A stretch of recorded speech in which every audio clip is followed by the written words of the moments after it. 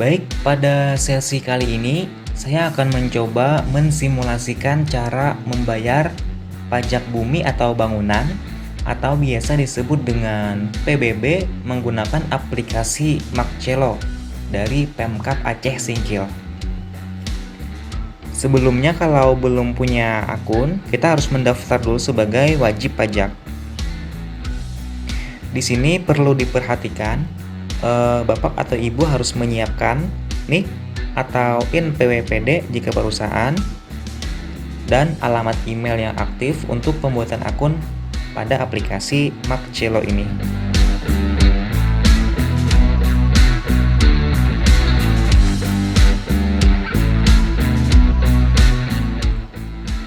Oke, setelah semua formulir sudah terisi, kita bisa tekan tombol daftar sekarang.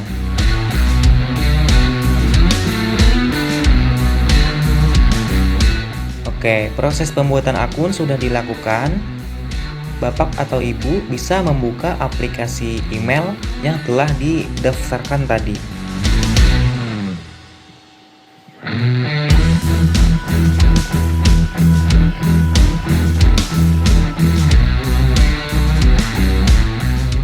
Oke, setelah kita menerima email dari aplikasi Makcelo, kita bisa tekan tombol aktifkan akun.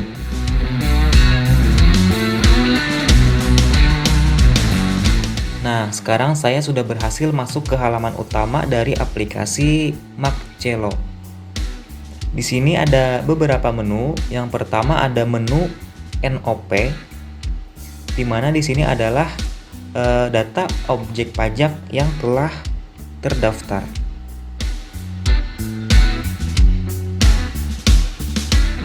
Selanjutnya ada menu tagihan, di mana di sini adalah daftar tagihan PBB yang tersedia untuk dibayarkan.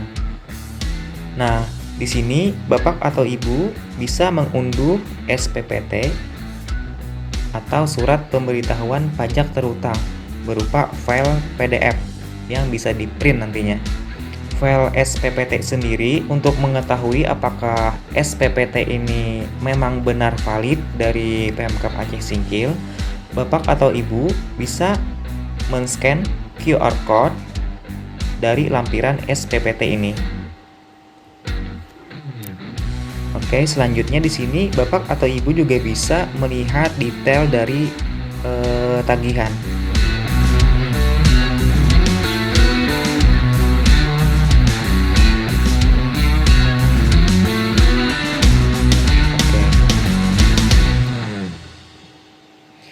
Untuk cara membayar tagihan PBB, Bapak atau Ibu bisa mengklik menu bayar.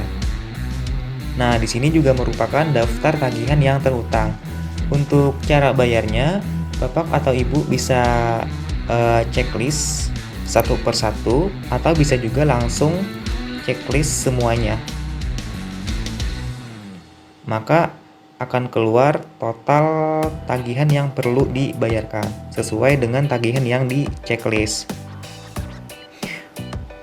Oke, selanjutnya pilih metode pembayaran.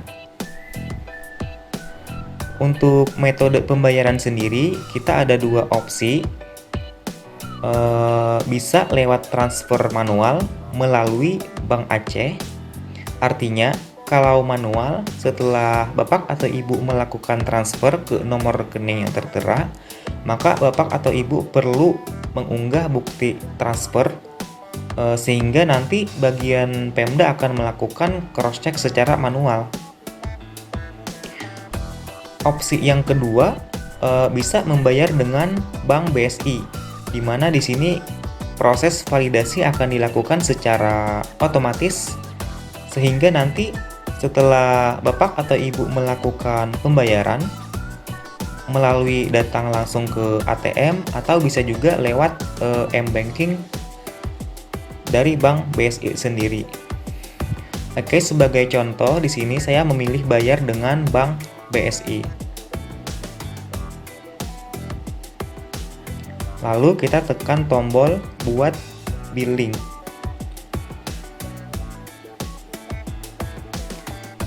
Setelah billing dibuat, maka akan keluar kode billing sebagai nomor virtual account atau nomor pembayaran. Di sini billing ini juga mempunyai expired setiap tanggal 1. Jadi pastikan sebelum tanggal 1 billing ini harus sudah dibayar. Petunjuk cara bayar menggunakan Bank BSI ini, Bapak atau Ibu bisa mengklik tombol info pembayaran. Nah, Bapak atau Ibu bisa pelajari sesuai dengan petunjuk dari Bank BSI ini. Bapak atau Ibu juga bisa mengunduh billing berupa file PDF untuk di-print nantinya.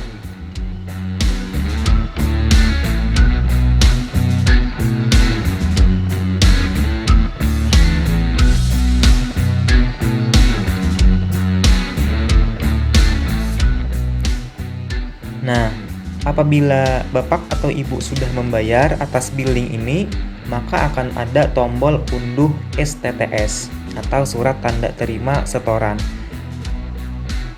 Disertai juga dengan QR code yang bisa di-scan sebagai tanda keaslian dari berkas STTS ini. Baik, saya rasa sudah cukup untuk pembahasan kali ini cara menggunakan aplikasi Marcelo.